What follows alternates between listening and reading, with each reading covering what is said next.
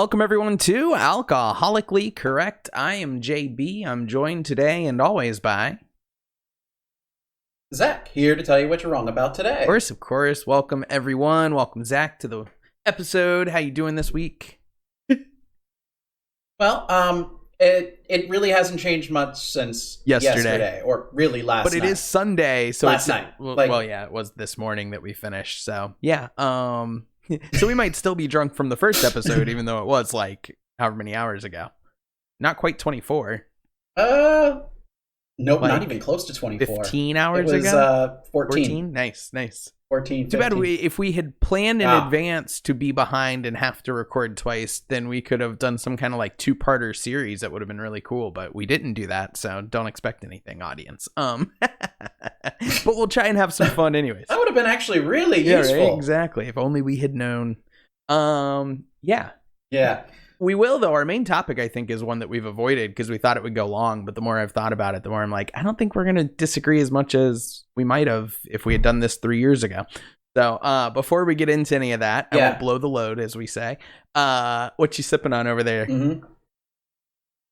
Well, I'm still doing some Voodoo Ranger to start with, the IPA. But then I'm moving on to I have an IPA variety pack from Goose Island, so these are going to be kind of fun. Yeah, nice. Yeah, I haven't tried most of them, so I'm doing nice. I'm finishing up my 420s, so I got the Sweetwater Mango Kush, but that means I really did enjoy them. Took a little getting used to. Yes, exactly. But, you know, the more I drank, the more I liked. They're a little. Yeah, exactly. It's funny how that one works. Oh man, convenient thing with alcohol. And with alcohol, what you sipping on? Anything fun? You still doing Jaeger shots? Jaeger bombs? No, I actually switched to vodka. Went to vodka. Yeah. It's easy, or it would be easier if it were cold. Warm vodka. Yeah, that's not the best way. You could put an ice cube in it, but then by the time we do it, the third one would just be half water, and don't do that. That'd be weak. No ice in mine. I got my rum going again. Yeah, or this week, this episode, this 15 hours since the last episode we recorded. Yeah. So anything to share that we didn't share last week before we jump into some topics? I don't think that there's that much. I think we're good. Fair enough. So on that note, then, say we cheers. Cheers. So I'm going to be taking the first topic. Don't waste it on anything, silly or frivolous. Use it on something really important.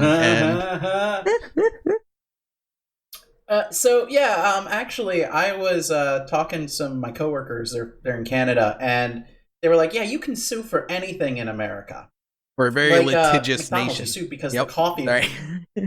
We are, because they were talking about the election, and they're like, you could sue for anything. Like the lady who sued because she spilled coffee on herself. And I was like, well, actually, that case is a little more interesting than it seems. Yep. So what do you know this case? I don't want to. I actually had come upon this. So to give the perspective of what the people from Canada, and in fairness, me for a lot of years of my life, everyone used that as the cookie cutter example of how litigious we had become as a nation and how frivolous these lawsuits were getting, that this woman sued for spilling hot coffee on herself. And so it always seemed that she was absurd and ridiculous. And then like maybe 4 years ago, some random internet pop-up thing that someone, Reddit or something said, there's more to the woman suing coffee than you think. And I opened and I kind of dug. And so I got the whole story. There's a lot to it, actually. So please share. Oh, God, yeah. So what happened for real? So, So what everyone knows is that a lady bought a coffee from McDonald's, spilled it on her lap, and then sued McDonald's for $20,000, and she ended up with something, millions of dollars. Basically, wait, did she bring it for $20,000 and it went up? Oh, yeah. She only asked for $20,000 because she burned herself, and she was asking for medical costs. So that's it. But yeah, no, it was actually pretty crazy. So that's what the story everyone knows is, and it's the perfect example And of wait, frivolous quick lawsuits. question that we can't answer, just a hype or whatever question is, how many people do you think tried spilling coffee and doing things like that for stupid lawsuits? Like, how many dumb people out there that, you know, tried it and I'm sure failed because of the details you're about to fill in, but I bet it happened a lot. I'm just saying how stupid people are, that they heard that and heard that she got millions. Like, oh my God, she spilled coffee on herself and got millions. Oh, I spilled coffee. You have to pay me. Yeah, exactly. What happened for real? So, please. Yeah. So what really happened is she went to McDonald's on the drive-thru. She ordered a hot coffee. She pulled into the parking lot and opened up the hot coffee. And she was an older lady. I think she was in her 70s or 80s. I don't remember, but it's older. And then she ended up spilling the coffee on her all over her lap, basically lap. And yeah, and she ended up having to get skin grafts and everything. So that's some hot all coffee. she wanted at first. Correct. That's the trick. So it was hot enough to give her like burns that she needed skin grafts on her legs, which that's. Although in fairness, some old people have really bad skin too. It could just be weak skin. But anyways, go ahead. True. So yeah, in any case, they were having that conversation or whatnot, and so she spilled it. So she sued. She just wanted them to pay her medical bills. They declined to do so, and at that point, that's where it kind of went off the rails. So as the case was going on, McDonald's only offered $800. $800, by the way. Wow. $800. That's what they offered. But yeah, so it went to trial, and basically there were a lot of facts that came out during the trial. So McDonald's coffee is somewhere in the realm of 180 to 190 degrees is what it was, and that's what they had to hold the coffee at. Because it kept longer at that temperature, I think, right? It's because their whole point is that people would buy the coffee, drive somewhere, and it would still be hot when they got to their destination. That was the initial idea. No, I get that, but are you sure there wasn't also something as far as like for bacteria at that temperature, you could keep it for, let's say you could keep a vat of coffee for 4 hours versus 8 hours or whatever it may be. I thought that was a thing too, but I guess you don't have that info either way. I didn't know. I didn't see anything about that. I could be totally full of crap too. My brain will do that sometimes. Yeah. It makes sense. So yeah, maybe. But in any case, so yeah.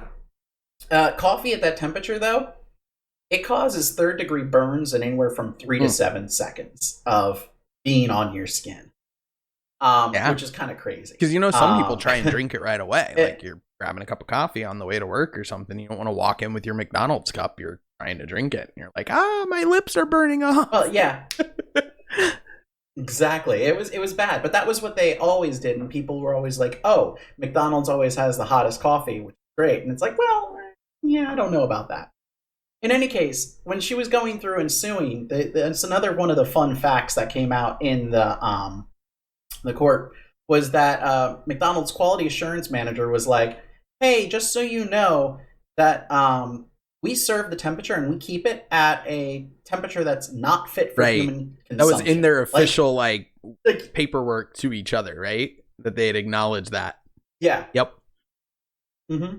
And then there were over 700 injury cases with coffee that had already been filed and done against McDonald's at that point. 700. Like, severe enough injuries that they went to So court. I'm going to double down on, like I say, unfortunately without the exact information, but on my thing about how long they could keep the coffee, because I remember that part of the report where they had admitted to that said something about how if they did the math on how much settling these, like, situations that popped up versus how much it would cost them to have to get rid of coffee at a certain point. And it cost them way less to just settle these lawsuits, probably because they were offering $800 and people were just taking whatever they could get. And so that's one of the reasons they never fixed it, because they were like you said, it makes for something marketable about how long it stays hot, and they could justify the cost by how long they could keep their coffee and keep serving the same hot, so to speak. Anyways, go ahead. Huh. Yeah, no, it would make sense. Yeah. So, But yeah. Yeah. So 700 other cases. Crazy. Absolutely crazy. And this is the only one that went that big, or this is the one that went the furthest, and I think because she was so hurt by it. $20,000 worth of injuries. Yes, that's crazy. Skin grafts and exactly.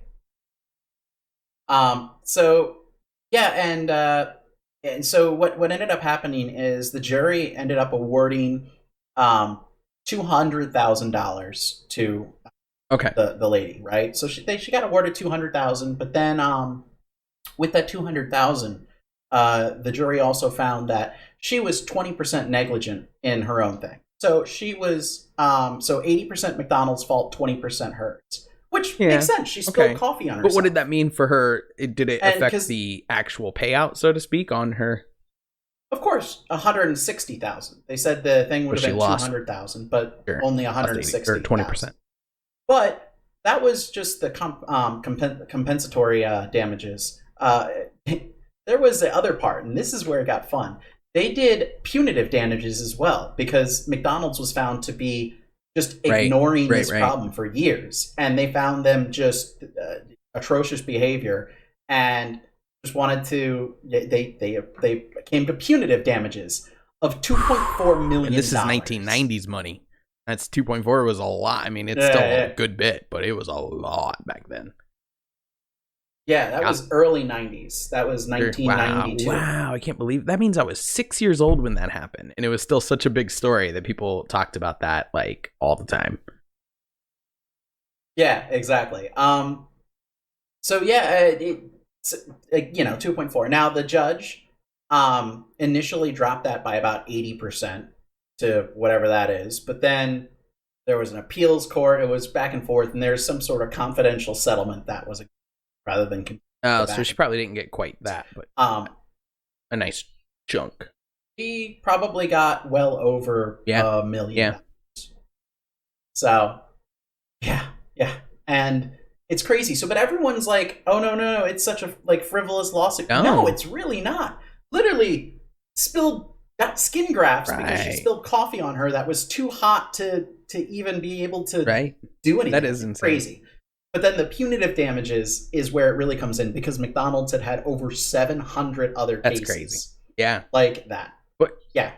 Was there any, and you may not know this, I wonder if there was any follow-up lawsuits, those things where it's like, have you been hurt by this thing? You may be entitled to damages. I wonder if you're talking about a class action. No, not really, because they changed their thing after that, and they pretty much settled all the other cases. $800 a pop. Yeah, pretty much. Right. Boo, boo, boo. That is crazy. That's crazy. But yeah, so that was kind of that one. But I say that there are also a lot of truly frivolous lawsuits. Do you have any good ones? Yeah. So I thought this one was kind of fun. It was it was in the late 80s. Basically, these two guys were working doing carpet, putting down carpet. And sounds like a euphemism. They had no. They were these guys were putting down layers, and they were laying down the carpet. Okay, sorry. Go ahead. No worries. So they had this adhesive. It had written on the side of it, "Flammable" and "Keep away from heat." Now it didn't. What it did is the can. It was next to a pilot light for the water heater. So the can exploded. It exploded. They were massively hurt. And and so they filed a suit against the manufacturers of the adhesive, because the words "flammable" and "keep away from heat" wasn't enough for them not to realize that if you put it next to a hot water heater. Is that what you said? A hot water heater? Yeah. Right. It was a hot water heater. Yeah, the pilot light. Because it set off, it turned on and did that. But it was, the label said "flammable" and "keep away from heat," but it didn't say it could explode. Yeah. Did they win? Yeah. $8 million. that was the initial award. It got bounced back down, but yeah, they Holy actually smokes. won. Well, no smoke, just explosion. Yeah, so now, but no, seriously. So now, not only would it say flammable, it have a line about explosions, but it was outdoor adhesive. It literally said, "Oh," and they were using it indoors. Because so there's a lot to go on with that. But yeah, it's just crazy. And another one that I saw, and it was pretty quick, is that in early 90s again, a drunk lady backed her car into a lake or something. Whatever, a lake or something. I don't remember what it was. Did she sue the lake? And no, she drowned. Okay. She was drunk. She was very, very drunk. Now, she couldn't get her seatbelt off, and she drowned. Her passenger was totally fine, managed to do that, and made it back to shore completely fine. So in any case, did the passenger just leave her, you think? She's like, screw this drunk driving loser. Well, passenger was probably also drunk, and then not only that, she's like, damn, Margaret, you weren't good to drive. You said you were. Yeah, but I mean, she backed it into the lake. So wait, who got sued? So it was a Honda. And so the lady's parents sued Honda because the seatbelt wouldn't let their drunk daughter escape. Yeah. And so, because she couldn't get it off underwater, effectively, is the thing. The jury, guess how much she got awarded by the jury? The family got awarded by the jury. Now I'm gonna say like $6 million. Oh God! Zero. And you know what's crazy is? Yeah, go ahead. $65 million. So add the 5 and some zeros. That's what's crazy is. So I almost said 16, and then I thought, well, because I could tell it was a ridiculous amount by the lead-in. This was in 90. This was in the 90s. Yeah, even early that though. 90s, God, $65 million in the early 90s. That's like, it's got to be close to 100, like 80, 90 million in today's dollars, I would imagine. Yeah, at least. Wow. But yeah. But I mean, luckily, what happened is in this particular case, appeals court completely threw out. Its entirely. So that case did end up dying. No, and this is also like the one drunk of those things driver. That when you hear these don't cases, drink and drive, like we've told you from episode number 1. Yeah. But yeah, so the first case was what was it? Oh, sorry. Yeah, the I don't know. I lost my train of thought there. Oh no, sorry. I know what I was going to say. The first level of court is the problem. Is that in the majority of cases, those are a little more lax because there are multiple levels of appeals. In a weird way, that's kind of justice, though, for the frivolous lawsuit person, because they walk away feeling like, oh my God, and then they lose it, and it's like this roller coaster of emotion of like they thought they got it, and then they're like, nope, you get nothing. Well, yeah, and that one's just a weird one. I can't believe it went from 65 to nothing, though. That's crazy, like thrown out of court. Well, it's again because there was no evidence for the seatbelt. Well, that's what I was wondering. When it was That's 65, I actually was going to ask that, but I just didn't want to make it run on long with questions you may not be able to answer. I wondered if they did studies and found that there was some kind of like with the McDonald's thing, that there was something in the makeup that it's like, if you improve this would actually be safer for people who aren't drunk but go underwater. Maybe there's a mechanism, defunction or whatever, malfunction. It's a seatbelt cutter. This is why everyone's supposed to keep seatbelt cutters, because seatbelts are designed to survive car accidents. I'm told explicitly I'm not allowed to play with sharp objects, so it's kind of it's like 6 of one, half dozen of another problem, but yeah, there you go. Crazy. But yeah, no, I thought that was kind of an insane thing, a fun little thing to start. I mean, there's so many other ones. Somebody sued because there was trans fat in food. Yeah, it was oh my some gosh, crazy if things. I can sue and make millions for being dumb and spilling things, and sue and make millions because I eat things that make me fat, I am gonna be set for life. Like I'm really pursuing the wrong lifestyle so far. Yeah, the guy, it was for Oreos. Awesome. I eat plenty of Oreos when I can, so yeah. Awesome. That's the best part about having kids. Like, as she gets just a little older, my wife will buy them the really like bad junky snacks, and I'm gonna help them eat them because I don't want them, I don't want them to gain too much weight or have too much. I don't know, whatever excuse I feel like using at the time when I get caught at 2 a.m. with like Oreos hanging out of my face. Yeah, right. What are you talking about? I'm helping the kids. Anyways, you don't think topic number 2 is going to be fun and silly and a lot of laughs and giggles? It'll be something. It'll be Fair something. enough. Did you have anything else you wanted to wrap up there with frivolous lawsuits? I thought it was fun.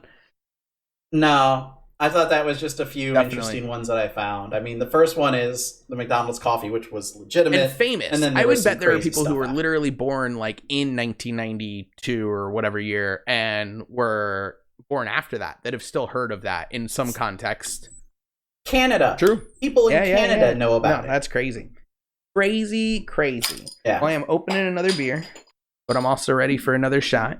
If we're moving in that direction. I think we can move on. All right, let's do it. Ready? Lou? All right. Cheers.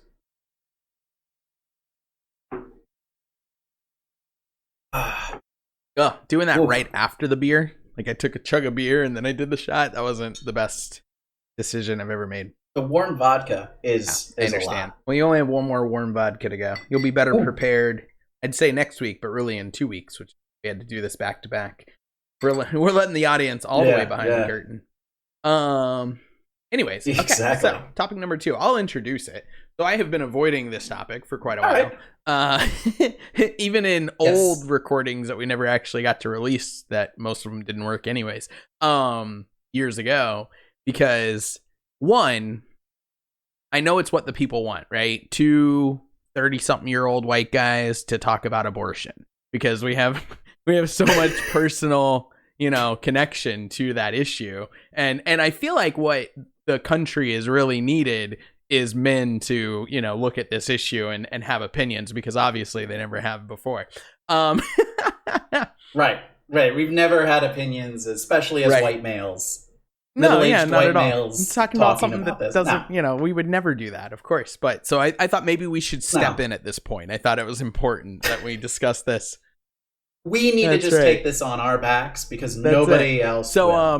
No one talks about this ever. You never hear about abortion. But no, so on that, because here's the thing.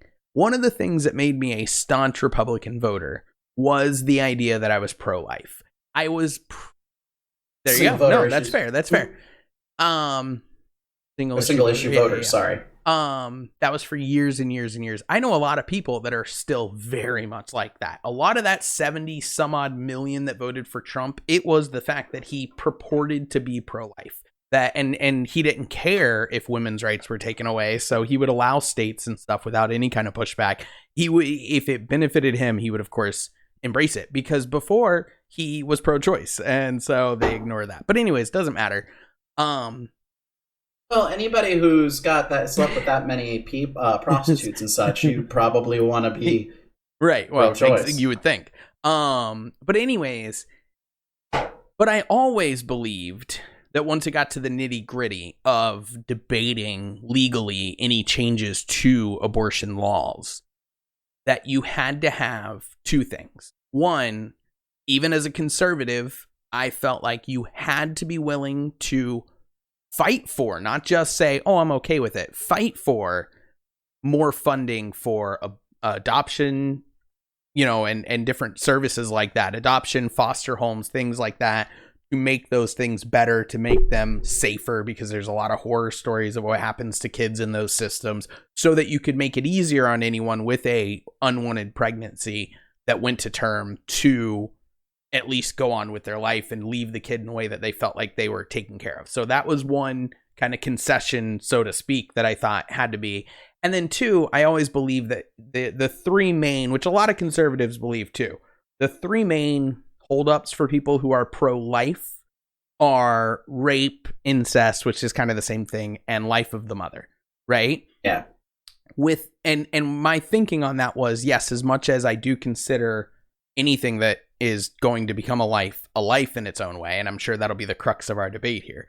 But if I consider that, right, then I can't defend that life, one, in the situation where, okay, this person went through some kind of trauma, right? Because like I say, I consider rape and incest the same thing, as far as it's a terrible thing that happens to someone, to this woman in this instance, you know, of pregnancy, that on top of the terribleness that they went through to get into that situation, now I'm going to make you carry that with you essentially the rest of your life, because it's not just the 9 months till you have it. Yep. People who, it's such a disingenuous thing to believe, like, okay, you have this baby and then because you got it in that circumstance, you give it away and that's fine. No, that's half of me. I created that. As a father, I can tell you that's not fine. You don't just let go of this thing that you bring to term and bring to life in front of you. I mean, there are circumstances, and then also the but entire I'm saying, process. Yeah, go ahead. You have 9 months where you have to remember what had happened. Yeah, well, exactly, right. Constant daily reminder. Yep. No. And there's just a lot, let me tell you. Just had baby number 2, and only as the man, but I see what my wife has gone through. There's so much that when you're actually in it, anyone who has kids knows it's not like a light switch that you just go, okay, yeah, you have the baby and then you're done. No, that's not how it works. But so I always believe that, and then like say life of the mother, who am I to say that this life that hasn't even been formed and could be cut out, so to speak, not to be gruesome, in the early stages where it's not a life that will ever know that it would have been a life, is more valuable than the potential person, full-grown person, that is sacrificing their life potentially to have this child. I didn't think there was any argument for those. I have shifted considerably, but if you want to kind of like jump in a little bit, you can, as far as like your stance is pretty pro-choice across the board. Go for it. Yeah, don't third trimester, because, you know, that's a little cray-cray, but basically, abortion should be allowed. Abortions for children under the age of 18, they should be allowed to get an abortion themselves, and with their doctor without parental permission. Right. That's ridiculous. Well, and that's the thing. So I was having a conversation. I didn't mean to dominate the beginning of this, but I've kind of had a personal journey. Oh, no, it's fine. So, I actually prefer that. Well, and for anyone who's in our audience that is pro-life that staunchly, whether it's your religious values, and that's the thing, a lot of it comes down to my Christianity, right? I believe that we are all made by God. Go ahead. Got a few questions for you. Let's talk about Christianity real quick and abortion. Okay. Does the Bible say anything about abortion that you know of? Not necessarily specifically, but if you consider that a life that God has already created once the connection is there. And remember, a lot of people who believe that also believe that contraception and all is against God.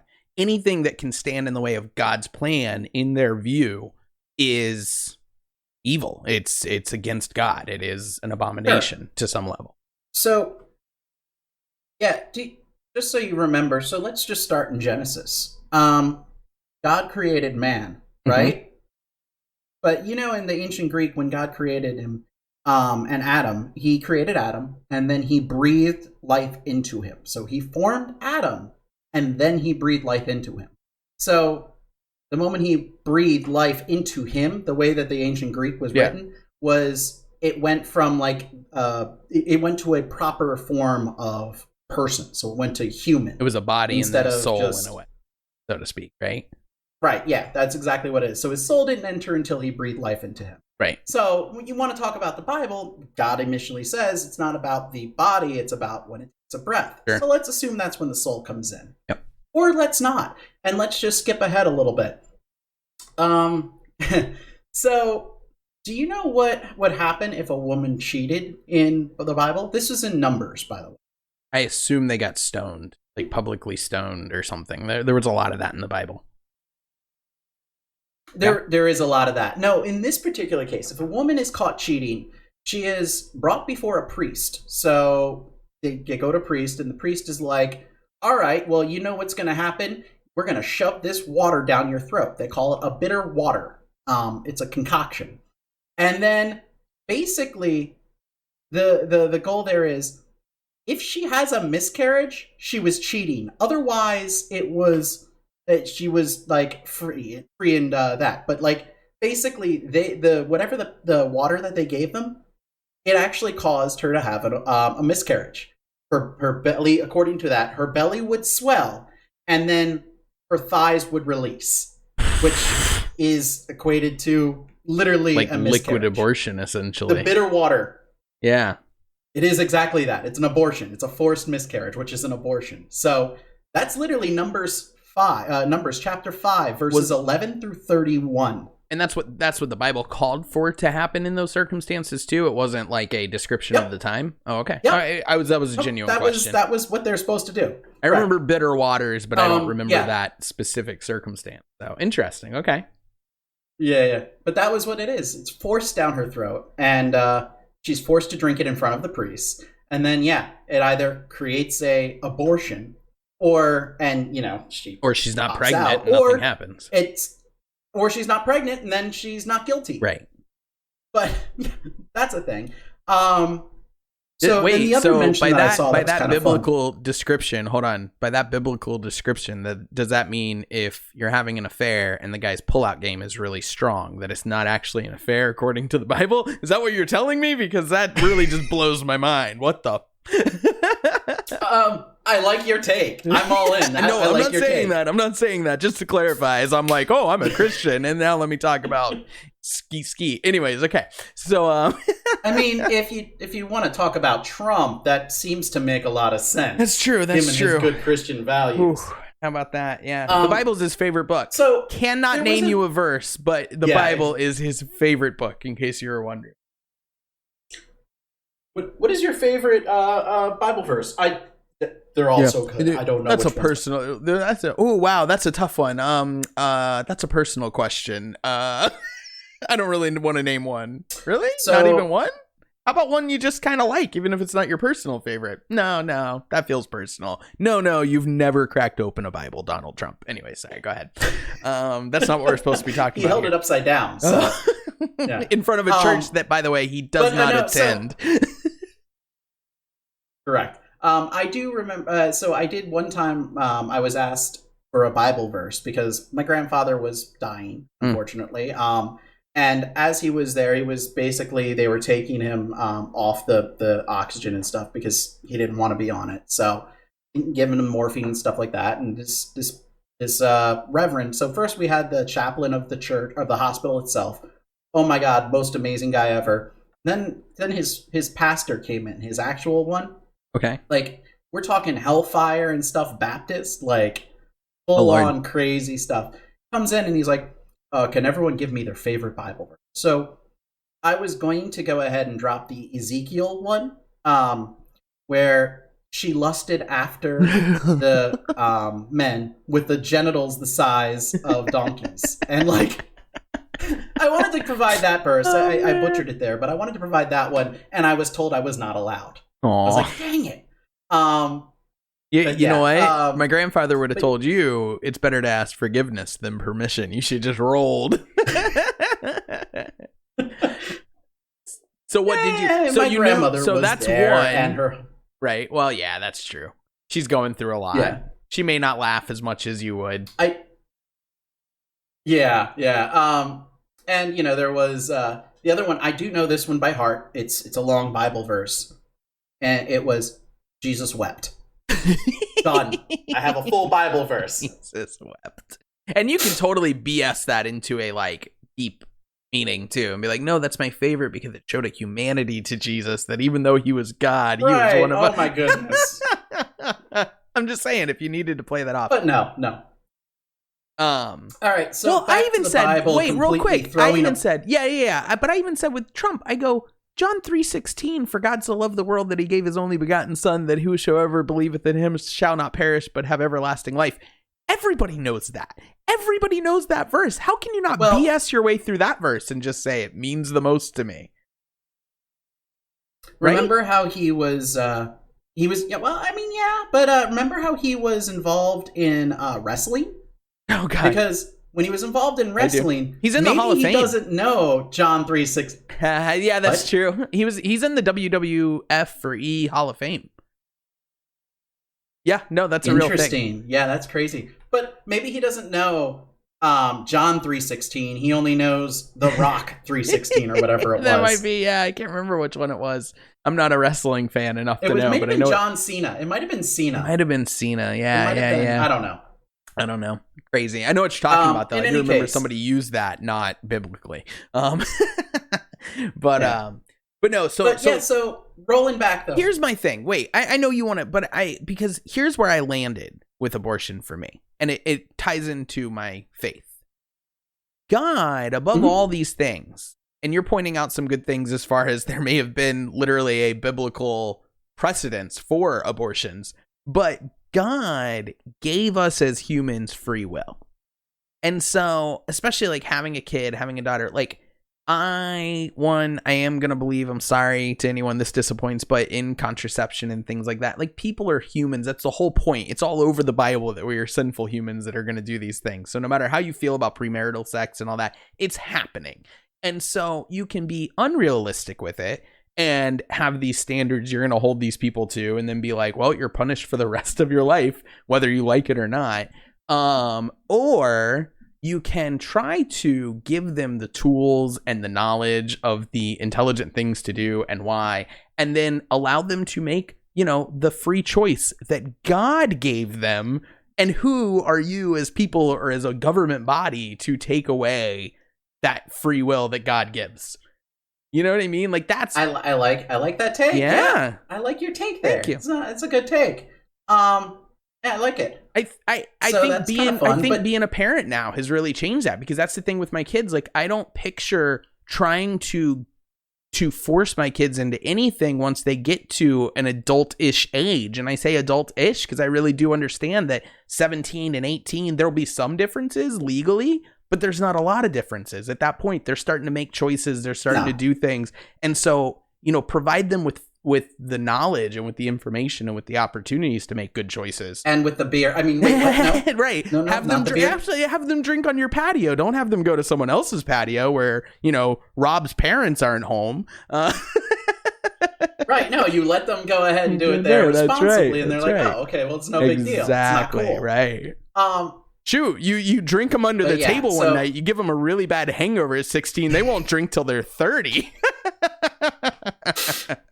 Anyways, that's, I didn't say I'm a good parent. That would work really well. I didn't say I am a model parent that you should follow. I'm just saying this is how I picture. But that's it. I really do. I don't picture trying to make my children feel bad about themselves for making their own choices, even if I disagree with them. I'm just going to do everything I can to give them the intelligence to make good choices if they can. Because it is what it is. God made them for this life. This is going to be their life to lead. And then, that's it. So, I don't know. I mean, getting back to the thing about religion saying that all lives, are important and it's a life. Right. There really isn't any passage that says that. That's the thing. Like, the religion was just decided that women no longer do that.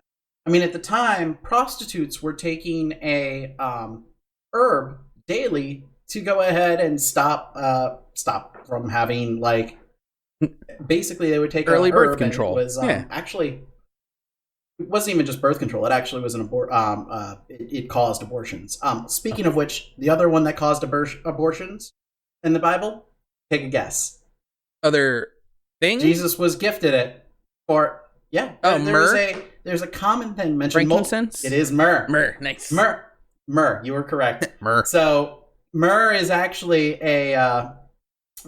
so women would coat it themselves with myrrh, and it's not just a fragrant thing. That would actually prevent them from getting pregnant. And so when you had multiple, like a harem of women back then, because you could, they would coat themselves in myrrh for the first year, so as they didn't get pregnant the first year. That's crazy. But, that's another one.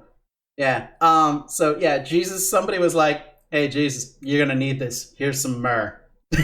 Myrrh. That's how they started. It's like condoms when you're born. Bringing it back, Jesus was a carpenter, and back then carpenters laid rug.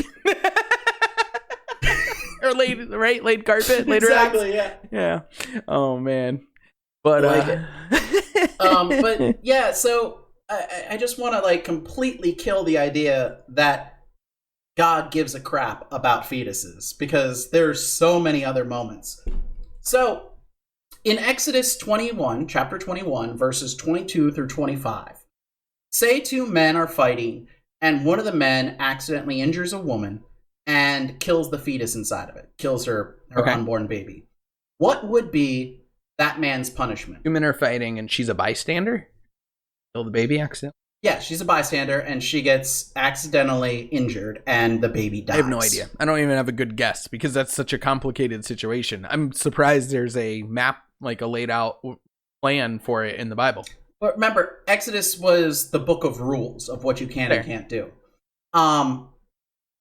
So what Exodus said is that there is there's only fiscal compensation for the loss of the fetus. He only deserves a fiscal, so basically cash. I swear to God, I didn't know what it meant. I swear I thought you said fistal. And I'm like, what? Oh, no. Where is this going? Oh, I really did think that. I'm not trying to be funny. But that fiscal, in other words, no, I gotcha. It was a fine, essentially, if you killed a fetus. Yeah, that's it. But in now Alabama, they want to throw people in jail.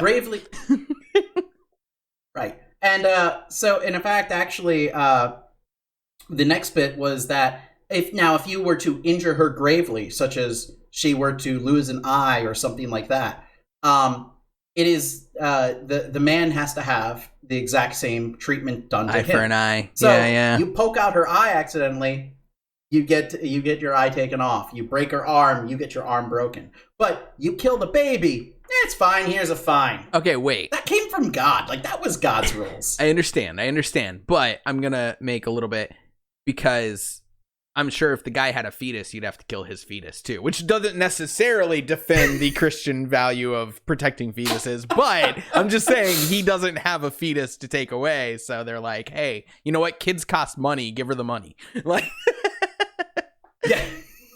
Yeah, I just thought that was funny. And there's plenty of other ones. I mean, in back in, like, what was it?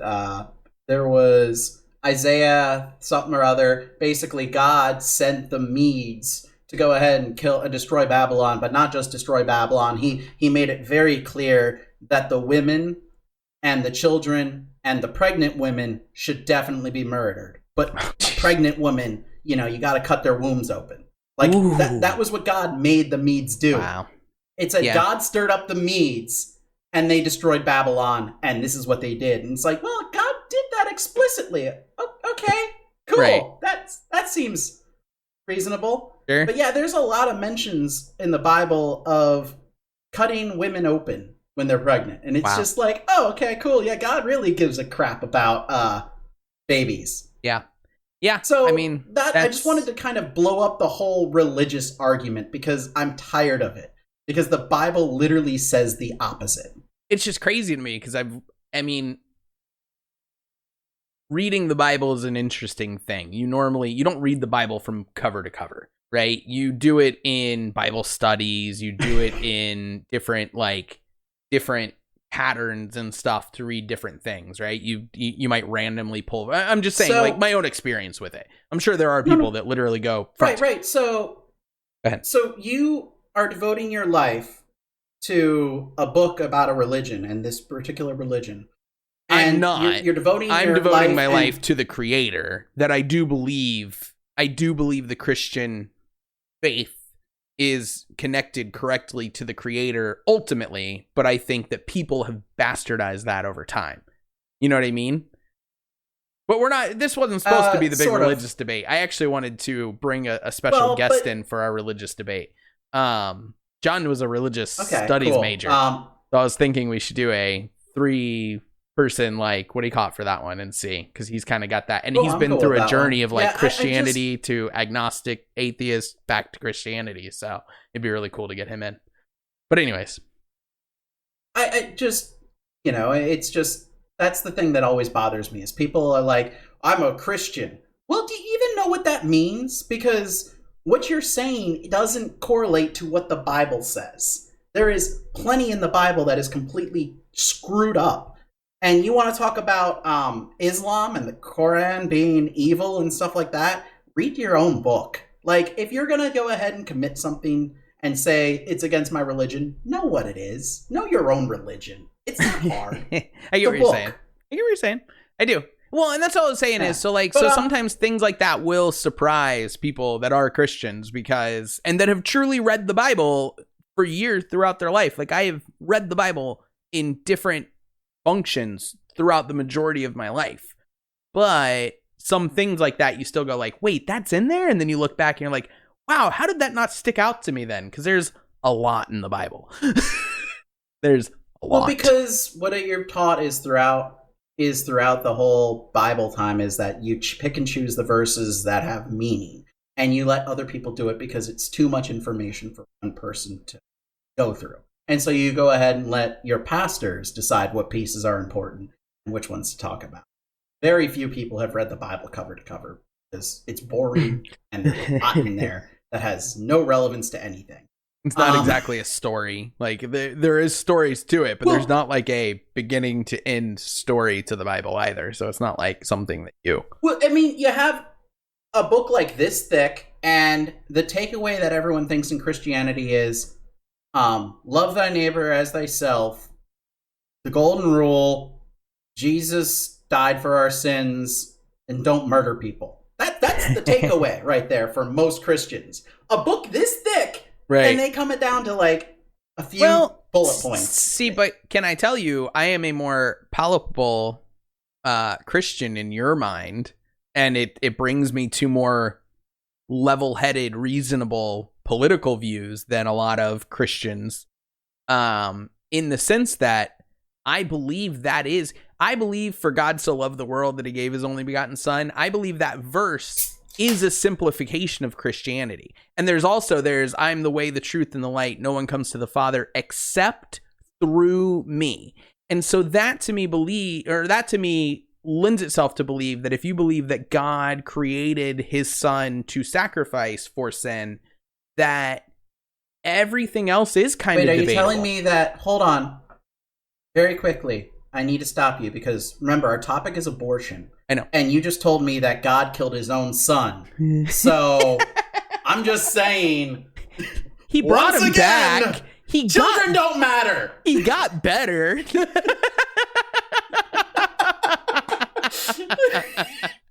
Oh, man, that's awesome.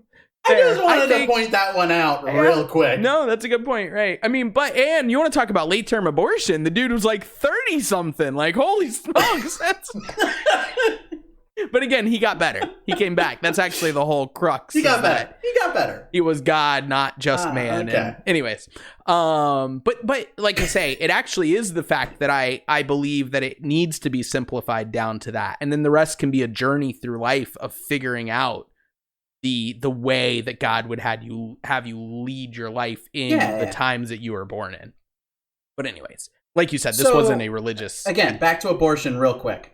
Yeah, we got off topic, but to be fair, that's the only real argument that is against abortion. It really comes down to religion. You just made God pro-choice by pointing out that he killed his own son in the latest term abortion of all time. So, I mean, I think you've capped this off pretty well, but go ahead. Sorry, what were you saying? I'm just sitting here dying. I've never heard anyone put it that way. That's fantastic. Yeah, it's fun. I mean, that's my problem. I mean, if you come up with a reason, and you know what, third trimester abortions, unless it's for the health of the mother, the life of the mother. Absolutely not. And that's the life of the mother. That's another thing, though. That's the thing is we have to be really clear about that, because one of the things that's made me more pro-choice, and at least made it to where I don't think I'm pro-choice. I'm very pro-life, right? If I was ever in a situation, even if I committed a sin and cheated or something I would not want that baby killed. I would want it to be brought to life. I'd want God's creation to be created. However, that is my personal life choice. It's not your choice. You know what I mean? That's right. That's what I would want to do. And then, yeah, exactly. But all I meant with that is, so it's like Joe Biden always says, he is pro-life as a person, as a human being, as a Catholic, as a Christian. He politically does not believe it is up to him to put that on everyone else in the world. That's what I was just saying. Yeah, you are pro-choice or pro-life, but you, just because you want the baby to go to term or whatever, It's not up to you, and you admit that. It's up to the woman. And the thing is, I want to see us as a country do the work of making it easier for, one, people to not create unwanted pregnancies, both with contraception and with intelligence and with teaching and sex ed and things like that. And I want I'm just saying, that way you'd have way less to even wrestle with. You know what I mean? It's so funny you say that, because that's literally the solution to abortions. When you increase funding to Planned Parenthood and you start to go ahead and teach good contraceptive practices, provide contraceptive, it massively, massively reduces the number of abortions, because people don't get to that situation in the first place. Right. It's just impressive how well that works. Yeah. Well, yeah. Just almost like it makes sense. Yeah. Right. So, well, and that's why. anyways, wait, so that was my point that I was making, and then you're pro-life or pro-choice. You're 100% pro-life. I am actually pro-life, though. You know what? I am pro-life. When it can be considered a life of a person, I'm in. It's good. It shouldn't die. Well, and when it's considered, can I overshare with our audience on your behalf? I don't care. Okay, so no. And you did the work to make sure that you did not create any pregnancies in any circumstance that you would not want to do. Snip, snip, snip. You you decided, you know what? I don't want to have kids. I don't plan on having kids, and I don't want to be in a situation where I'm wrestling with whether or not, this thing is going to be brought to life that I helped create. I'm not going to help create it. Again, that's, your 25th birthday. Yeah, and you're backing it up, though, is what I'm getting at there. You feel that way, and you're like, okay, I'm not going to create a life that I don't want to create, and I'm going to back up what I'm saying, that I don't believe it should be up to me, but it can be up to me in the sense that I don't have to be involved if I don't want to be. So correct. Yeah. I get the choice. I just thought it was impressive. So I'm not going to. Right. And I'm just saying, so at least you're backing up what you're saying as far as like, I'm pro-life in the sense that I want lives that are actually lives. You have a scientific qualm with where life begins, obviously. And so it's like I say, though, you took the science out of it of how early on, which I think. No, I did not take science out of anything. True. I used science. Fair. I used it to solve my problem. Fair point. Well, no problem. You didn't create a problem. But anyways, so like I say, though, I think we ultimately, I would not be, that was what I kept trying to get to. Because you were bringing up third term, you're against, minus life of the mother, right? With that, that's what I think the majority of people have to be really careful with. That's one of the things that's made pro-choice candidates more palatable for me. Was you look at Alabama's law, you look at how far they're going. They're taking away those exceptions that I've always believed should be exceptions, and they're saying, no, if you kill a fetus, you are committing murder. And that is an extreme that I am in no way okay with. And so the same thing is when you see the extreme to the other side of, no, at any point in the pregnancy, you should be able to end it. I think it's incumbent on pro-choice people to be the most vocal, saying like, no, this is not okay. My question there is, I've never heard a single person ever say, the week before your due date, you can murder or you can kill the fetus. I'll try to bring this the next time we record. There was a recording of, I believe, a lieutenant governor or a governor in Virginia, and it was actually past that. It was we will, if a baby is born during a attempted abortion, that we will make the baby comfortable and then allow the mother to choose. So you're literally at that saying this baby could be born, and then we will not do now, it may be a preemie and it may need the extra stuff to keep it alive.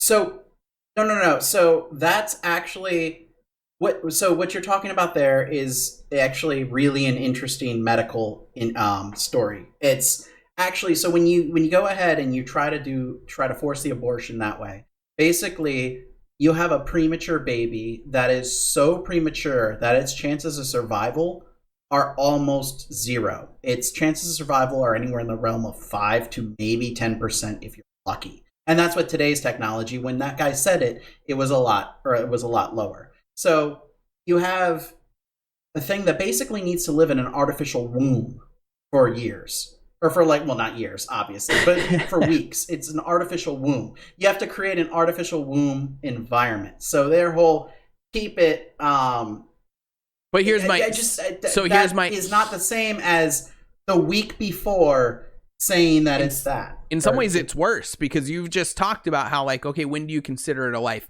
When it's out and it's not dead, that's a life.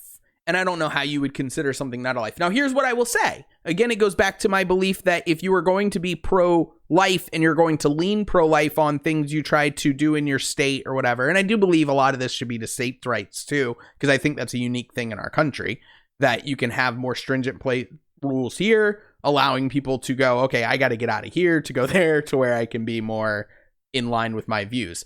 I'm just saying, we don't have to go into state rights versus federal rights now. That could be a whole episode. No, I'm not going to go into that. I don't care about that. I've got a major issue with the fact that you just said when a life begins, because we have taken literally a sperm and an egg, put them together, and grown it from that not in a womb, but in a lab. So Is that the moment of life? Because if that's the moment of life, then you look at any miscarriage as a murder.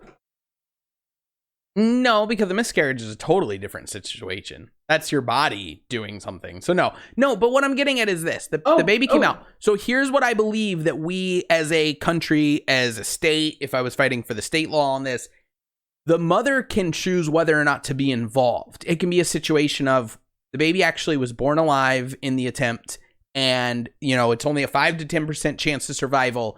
If this baby survives, do you want any connection, or do you want to just consider it gone? The country should, and this could get into medical funding and stuff like that, but the country, absolutely, the hospital should be able to write to the country a bill of doing everything possible to keep that life alive and then put it into the system, which again, I would support more funding for and better circumstance.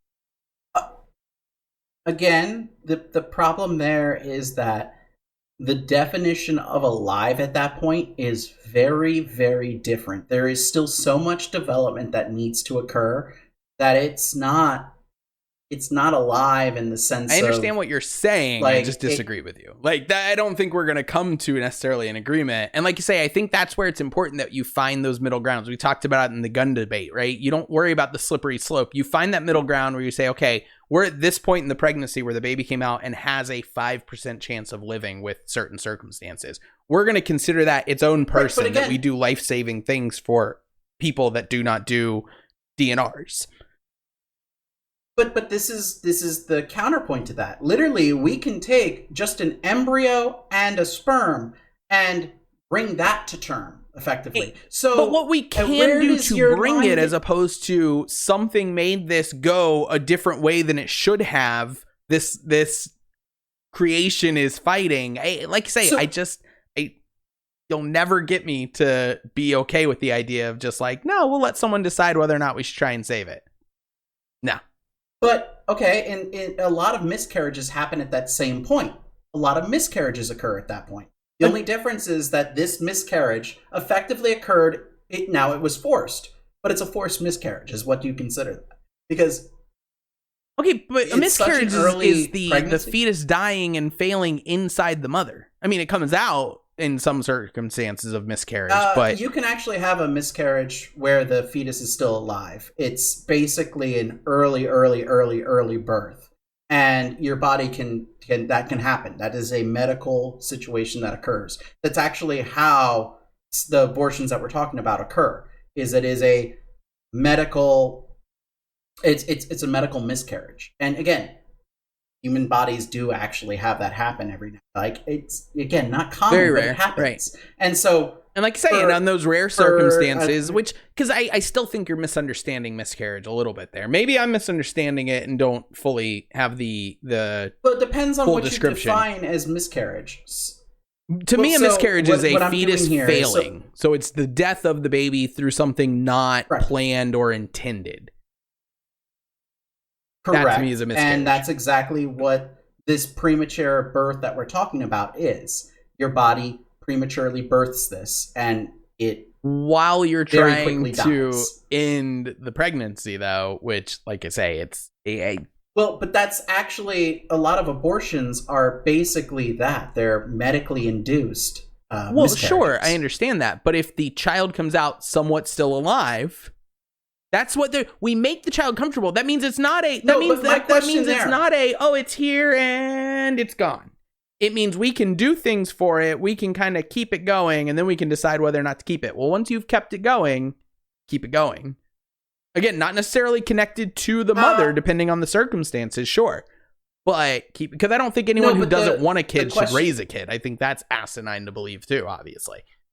But 100%. I know, but my question there comes down to, so how quickly do you have to help the fetus? That's the question. Because for me, as soon as it's outside the body immediate? alive, yeah, I don't have any. There's, like I say, nothing's gonna shift me on that. It's outside the body. It's still technically alive. You do what you can to save it. If you can't save it, then. So if somebody has a miscarriage when they're walking around, like, I don't think anyone who has an accidental miscarriage would ever let the child die without doing all the means to keep it. I don't think that's a real thing. Minus these forced miscarriages that turn into this. I don't think anyone. So I don't think that's a relevant counterpoint. Like, I just like. The reason it's a counterpoint is because it actually just happens, and the babies do very quickly die. Like that's the thing. Like the fetuses die very quickly once they're outside the human body, and so I could understand if you get out there and, like, 2 minutes later it's still alive or something like that. I don't know. It's still like I say, I think once it's outside and it has life inside of it still that you don't know for sure is going to stamp out on its own, regardless of what you do what you can do in a hospital setting and a doctor setting to keep it alive and then give it life. I just do. There's no, like I say, that regardless of religion, that is just to me humanity. Well, it depends on, like, again, you look at it, it doesn't even have a fully formed heart, but we can restart it by doing, like, CP, like, I don't know. There's just a lot, but whatever. We'll move on because I don't. Yeah, well, that's the thing. As long as the onus, we won't. But, and also, but even then, the thing there was you misattributed his quote. He's not saying that you can do a week before. What he's saying is that the doctors will try to make it as comfortable as possible and let the mother decide at that point if she wants to pull the plug. We pulled the plug on my grandfather. Why is that okay? But she can't pull the plug on the baby or the fetus, because it is technically still a fetus. Yeah. I, like I say, I did want to do a little more research on the actual quote, because you usually hear it, of course, from conservative media and things like that, using it as the example of these evil baby killers that are on the other side. But obviously that is not a fully here's the thing formed argument. If the baby, or if the fetus, if it, like, I'd call it a baby is if it's breathing on its own when it comes out, right? And if it can breathe and survive on its own, sure, it's a baby, 100%. If it comes out and it can't, it won't survive past 30 seconds, but it still has, like, motion and stuff because of the fact that heart continues to beat. It doesn't have lungs to be able to do diffusion. It doesn't have these things.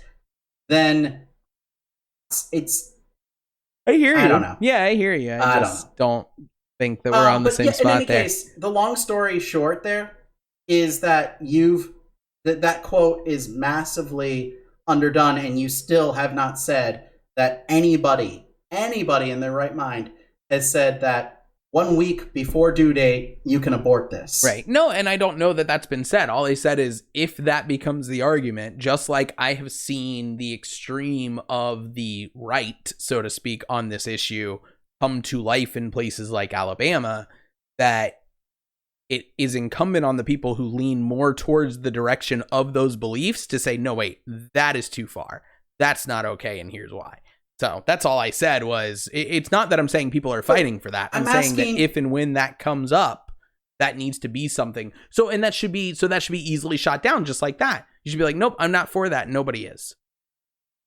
That should be the answer. One person who's for that argument. It's a non-starter argument. There's nobody arguing. And if there are, I think we can all agree that there's maybe 5 of them in their crazy. Right.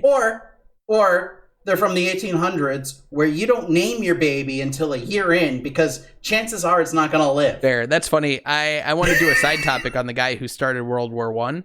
And he was one of 9 kids that only like 3 of them lived. And he wasn't named for a significant amount of time because he was so weak and frail. His father assumed he was just going to die. Yeah. He's the guy who murdered Franz Ferdinand. Boom. There you go. Yep.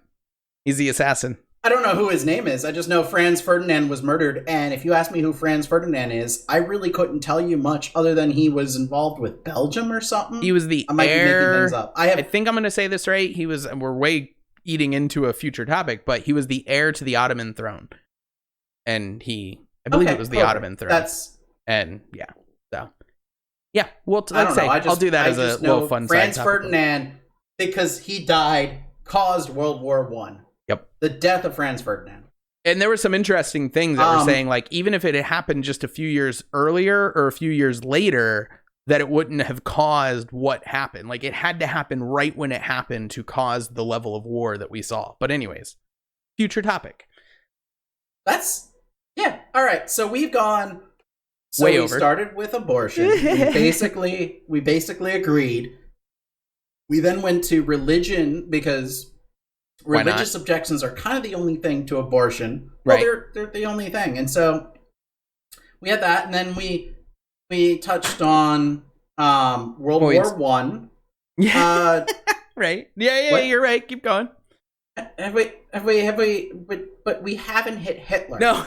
So we haven't successfully had a conversation. So, Hitler killed some Jews. So I think we're done with this topic now. Fair enough. I don't know what Hitler and killing Jews had to do, but you're part Jewish, so you're allowed to say that. I don't know. Well, it's also it's part of there's a law in the internet, an internet law that says every argument ends up with Hitler. So fair enough. I mean, and you know what? Hitler was for some really late term abortions in certain circumstances. So.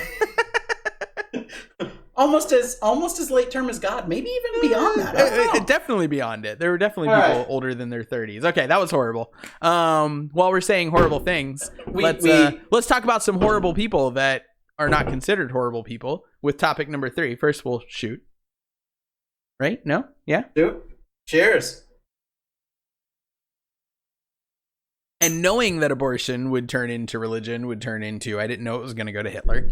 Like I say, I wanted to just have a fun little banter about our favorite presidents because we started randomly talking about it, and then it seemed like it would be fun to talk about. So that's literally what I thought our third topic should be, is just going over who. I was watching actually a documentary on Truman, and it was talking about how if you look at any polls, whether it's polls of historians, polls of people, polls of whatever, he always ranks within the top. However, he was the last president who could have gone for a third, fourth, however many terms he wanted to, because the law changed under him after FDR, and they grandfathered him in, since he was the one who had to sign it into law for the constitutional amendment, that he could run a third and fourth and however many terms he wanted, but any future presidents would not be able to. The reason he didn't was not because he believed so strongly that 2 terms was enough. It was because he was pretty much expected to go the route of Donald Trump, minus pretending it didn't happen, and lose the election. And so, so it's interesting that he left unpopular. In fact, his popularity at one point towards the end of his second term went down to, I think it was 21%, which Donald Trump never got down to 21%. George W. never got down to 21%. There was somebody else that they were talking about. Actually, George W. hit very, very low. He wasn't far off from that. And then 9/11 occurred and immediately bumped back up. Oh, he wasn't that. He was too new. Think about it. 2000. No, by 2001, he didn't start till January of 2001. He was down to 20-something%. You think by September? Nothing would have happened in that time that would have put him that low. He went low later, towards the end of when we had the financial crash in 2008 during the election. That was when he cratered. And he went into the 30s, like Trump sat pretty much his whole presidency, high 30s. Okay. But he never went to the 20s. That's what I'm saying. And now he's considered one of the most popular. So it just made me wonder who your favorite, who you think the best president, because we all kind of had that where we're like, oh, my favorite president and all this.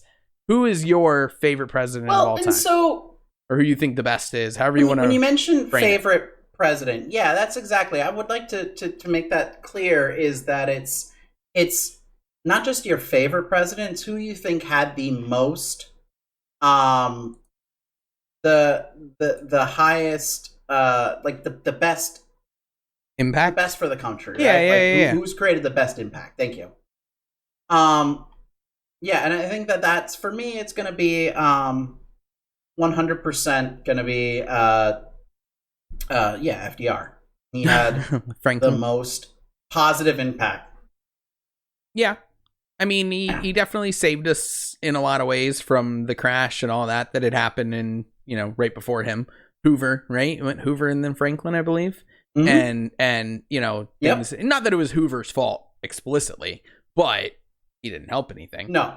And then he came in and I mean, a lot of the things that we all consider just standard nowadays, Social Security, there's a few other things that the New Deal ushered in. I mean, FDR basically recreated the economy through his New Deal and the infrastructure changes involved with the New Deal and how much money was spent to basically restart the industrial economy in the U.S. through infrastructure projects.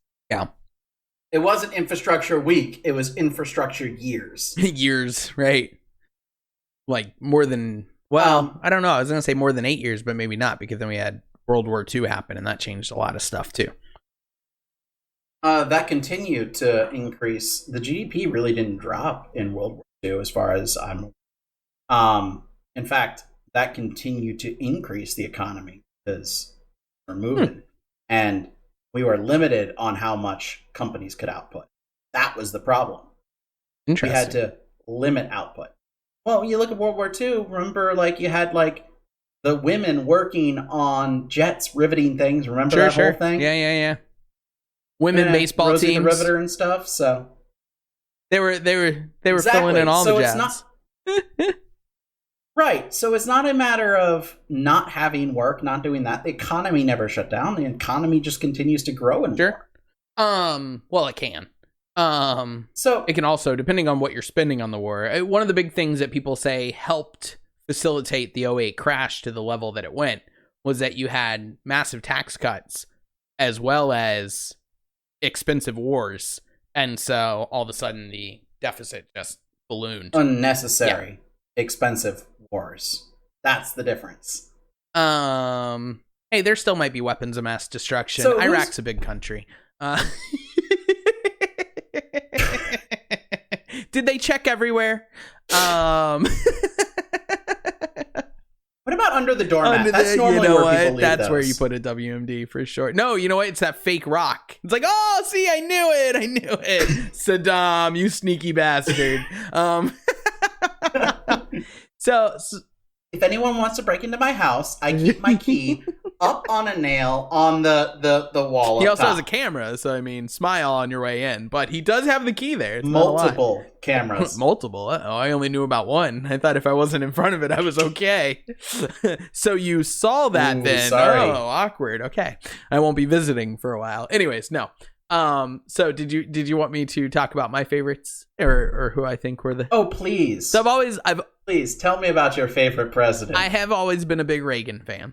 I'm still a big Reagan fan. I think there's a lot of good to what Reagan did. I think if you look at the 80s, it was a definite turnaround. You talk to people who were around in the time, and they will tell you about the 70s. You mean boomers? But listen, they'll tell you about the 70s. It's just factual things that happened when there was such oil shortages that there was rationing of oil. You had evens and odds. And so based on your license plate number, you had certain days of the week where you were allowed to go get gas. When you went to go get them, you had lines of cars for hours that you sat in. That was the 80s. You had way less to do to keep you entertained.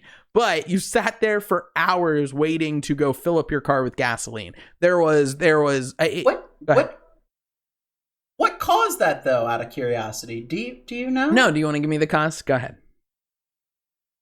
No, I don't. I have no idea what actually caused it, but neither do you. So your opinion is 100% not important. No, but it's not important because here's the thing. Again, the people who were living in the time can still tell you this was happening. The fact that it was happening, just like with coronavirus, where the people go like, oh, well, the virus is going to spread and we're a different country and we, because of our constitution, you can only implement certain things. No, the fact that it is rampaging this country, the leadership is absolutely to blame, period.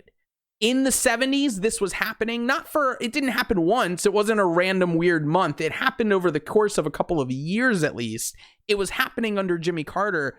He absolutely has to be somewhat blamed. We came out of that in the 80s. So whatever Reagan did do facilitated the ability for us to turn into these booms. Because here's another thing too.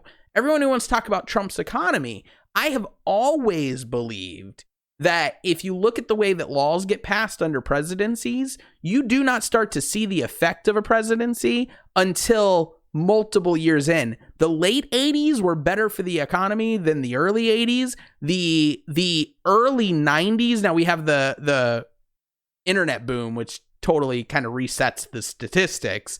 But even still, a lot of things that happened good under Clinton, you still have to look at what origins they had under the first term of Bush and under Reagan, because Bush did continue a lot of the things Reagan did economically.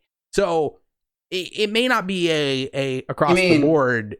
Out of curiosity, so when you say that he continued the things that Reagan did, are you talking about the fact that he, basically Iran-Contra made... No, okay. I mean, there's a whole Iran-Contra thing about that's its own separate terrible thing. But if you don't know what it is, go look at American Dad and listen to the Ollie North song. It's pretty funny. I'll give the Ollie North song. That's all you need. That's all you need to know about it. But African American welfare queens, that whole trope was created by Reagan. Okay. Central American leftists. Can we wait? But the evil... if you're going to hold that as making this a horrible person, then your guy FDR started internment camps for Japanese citizens because of World War II.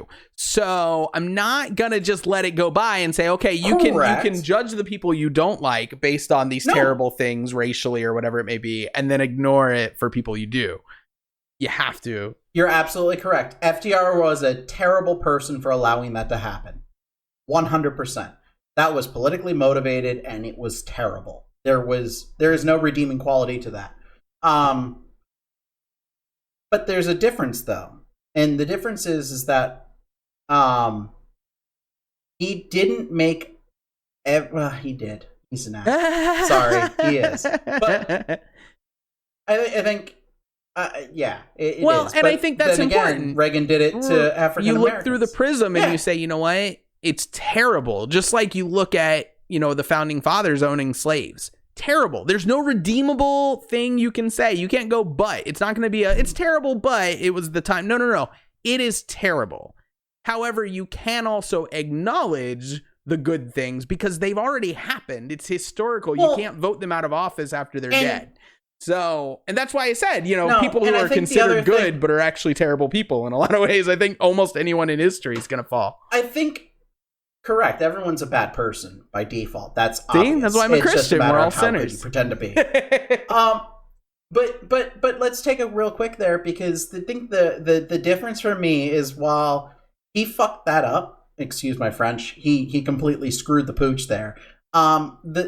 His was on the idea of war, right? He had a war going on, which is what caused him to do that. You look at Reagan just created a fake enemy basically just to create something to blame. It wasn't like African American welfare queens was actually costing a company or economy anything. And then you also look at him, he completely killed corporate taxes. He shut down so much. There's a lot of business growth too. Sorry. Well, here's the thing though, to be honest with you, especially because some of my views have shifted in the last 5-7 years, right? If you really look through history, FDR, a lot of good, great stuff that he did, no doubt. I'm not going to I'm not going to argue that. But I think you still have to fall to Lincoln, because Lincoln was able to save the Union, free slaves, and fight for freeing slaves. And if you think about it, that was the 1860s. That was literally 100 years before the battle for civil rights was finally won over. So that means 100 years more ignorant this person realized, and you know, his allies realized, like, this needed to change, that this was not okay. We could not go forward as a nation ignoring this. And that was back in the time where people felt confident, important, powerful people felt confident to say things like the superior race and things like that. And it just is that much more impressive. You look now where racism is so shrouded by things, a lot that happened under different, I will say that too, which kind of gives me a little bit different view on Reagan. A lot of the people around him, you find admitting that a lot of their language was just their replacement for explicitly racist language. And so, you know, but at least now it's shrouded by most people, right? Most common people would say, oh, if you say it blatantly, it's terrible. It just, for the most part, you say something like that. You say that, but have you seen what the Proud Boys just announced? No, something about being explicitly anti-Semitic or something. Anti-Semitic, just basically saying, yeah, no, the white race is the only race that actually matters. Like, screw all the other. But like races. I say, the majority of people, if you actually brought that quote to them, would disavow it. Not the president, most likely, because he wouldn't want to lose the votes. But most people would disavow it if you brought that to them, no matter who they are. They would find a way to justify still ignoring that for supporting the same people as someone like the Proud Boys. But they would say, no, that's terrible. That's not okay. Back then, it was not as black and white. And yet Lincoln still saw the importance of pursuing the right thing to do, essentially. Yeah. Right, while owning slaves. But yeah. Did Lincoln own slaves? I don't think Lincoln did, because he grew up very poor. He owned slaves. Well, technically, when he married his wife owned slaves, so he had slaves for his wife. Did they, like, get rid of them? Free them, I would hope. I was going to say sell them, but that would be terrible still. I don't think so. To be continued. Next episode, we will get you a direct answer on that. I don't want to go any longer on this episode. We've gone really long. No, we're... Yeah, but... Yeah. Weird. Yeah, no, I'm pretty sure that's what happened there. But this week's episode, did Lincoln own slaves? On this week's episode, did Lincoln own slaves? Right. The answer is we don't really know. We don't know yet. We didn't do the research. No, well, we have no clue what's going on here. You surprised me with that. We'll find out. All right. Yeah, I'm actually like 99% sure he actually owned slaves. I think that would have come wrong. Yeah, no, maybe you're right though. Maybe it's just something people don't talk about because he also freed them. So it's like, it's kind of, it wipes the slate clean. He balanced out his ledger. But well, I mean, again, we talk about revisionist history, and it's a wonderful, wonderful thing. Yeah, well, that's true too. All right. Yeah. I think that covers that for the most part. Cool. You're an FDR guy. I'm a Lincoln guy with a, affinity for Reagan. No, but I am a Lincoln guy. That's what I said. Okay. All right. You know what? All right. I'm good with Lincoln. You started with Reagan. I'll accept Lincoln. Because for 25 years of my life, if you asked me, I would have said Reagan. But so I had to I don't fully disavow the fact that I would have said Reagan. I just have shifted my thinking to realize his legacy is a bit more complicated than someone like Lincoln, although if he owned slaves, maybe his is a bit more complicated than I thought too. Life is complicated. Anyways, on that note, though, cool. Do we wrap up this episode? All right, I think we do. And so we might not always be correct, but we will always be alcoholically correct. Alcohol. Cheers. Cheers.